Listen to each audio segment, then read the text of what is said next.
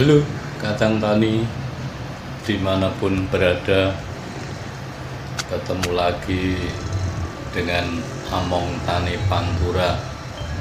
Selamat sore, Assalamualaikum warahmatullahi wabarakatuh.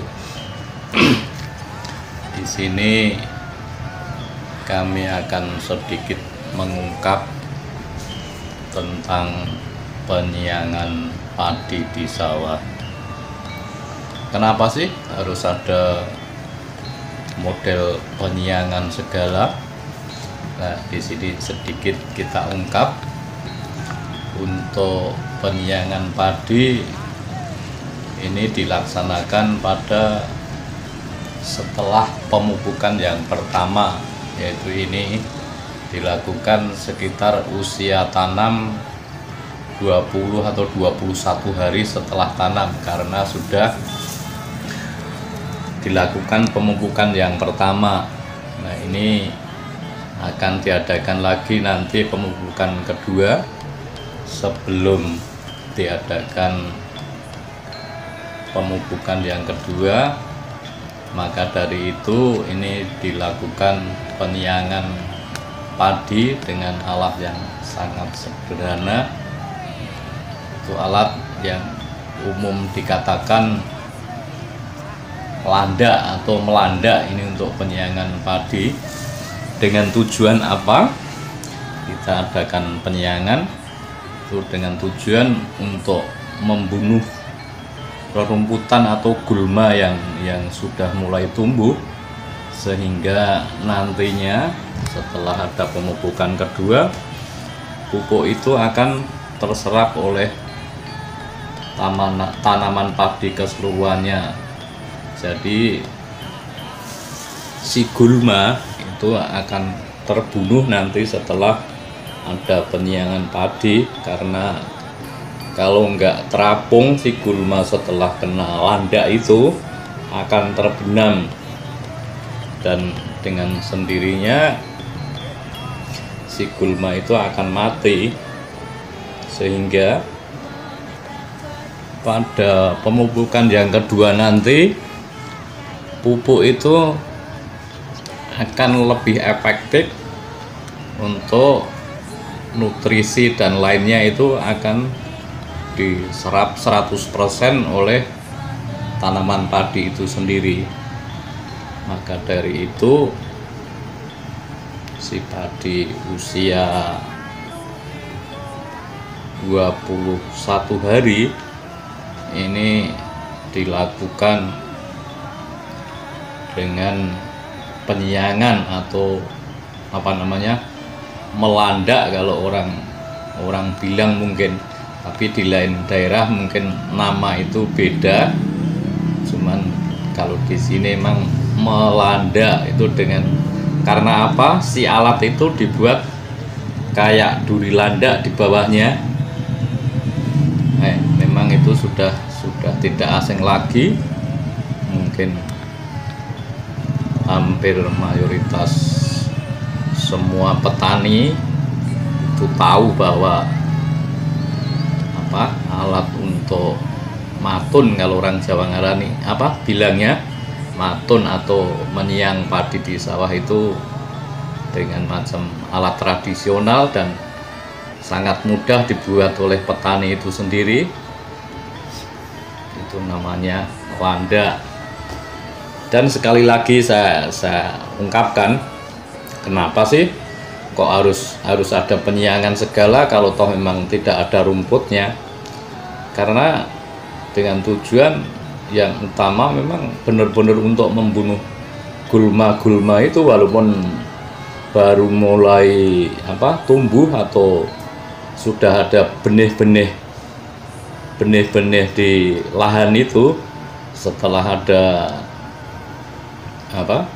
ada penyiangan seperti ini, memang semuanya akan lenyap, akan terbenam, dan akhirnya kita akan lebih efektif untuk pemupukan nantinya. Dan untuk pemupukan nanti juga para kadang tani bisa ikuti seperti apa pupuknya, karena ini juga model penanaman mutlak anorganik, jadi semuanya akan menggunakan pupuk buatan yang dari pabrik macam urea, SP36, ZA atau KCL atau apa itu namanya, Ponska. Karena juga ada subsidi, namun juga ada kendala sedikit untuk petani untuk mendapatkan pupuknya agak sedikit sulit. Maka dari itu dengan cara apapun si petani mau mengusahakan agar supaya benar-benar tanaman itu nanti akan bisa tercukupi semua kebutuhan tanaman itu, entah dengan apa caranya. Yang penting kita selalu mau melihat pertumbuhan berikutnya seperti apa. Emang kita harus jeli, jadi nanti tahu kekurangan si tumbuhan padi itu seperti apa, kita akan bisa mengusahakan entah dengan cara apapun akan ditempuh supaya di kemudian hari nanti panenannya pun juga akan lebih baik dan akan bisa berhasil.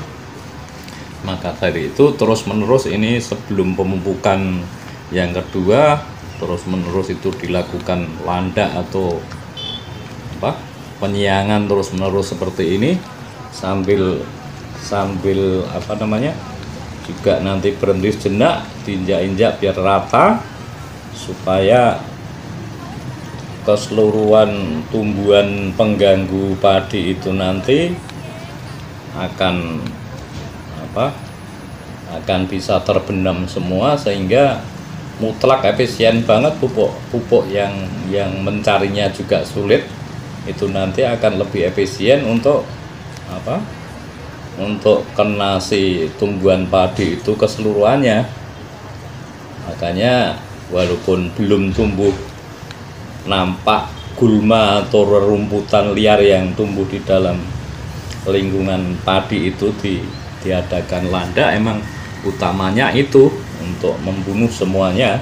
Dan sambil melihat barangkali ada hama 1-2 kan, si petani bisa segera antisipasi supaya tidak bisa segera menjalar dengan yang lain. Sambil melanda itu emang selalu ngamati ada hama atau tidaknya, itu nanti dari petani itu sendiri yang akan mencarikan solusi atau jalan keluar supaya si tanaman itu tetap terus menerus terkontrol dengan baik dan akhirnya bisa memuaskan juga dengan si padi nanti hasilnya seperti apa. Karena si petani sudah lama di situ kan, akhirnya tahu dan paham bahwa serangan-serangan itu nanti seperti apa, kita harus bisa segera mengantisipasinya. Mungkin celotehan saya cukupkan sekian. Mudah-mudahan ini juga bagi petani yang lain juga bisa memahami sistem dan cara penyiangan atau melanda ini seperti ini, sehingga juga bisa diterapkan oleh semua petani yang ada. Akhirnya saya akhiri, saya ucapkan alhamdulillahirabbil alamin. Selamat sore para petani, semoga tetap bahagia selamanya, amin.